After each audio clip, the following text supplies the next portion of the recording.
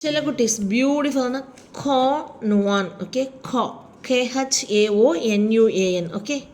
இது நம்மளோட அந்த 8 பெட்டல்ஸில் பெருசாக பூத்தாது. இது ஆக்சுவலி நம்ம வந்து சேலுக்கு 2 இயர்ஸாகவே கொடுத்துட்ருக்குறோம். நம்ம தங்கங்களுக்கு அது 5-6 பெட்டல்ஸ் வந்தப்பெல்லாம் அதோட அழகு வந்து ரொம்ப அதாக தெரியல.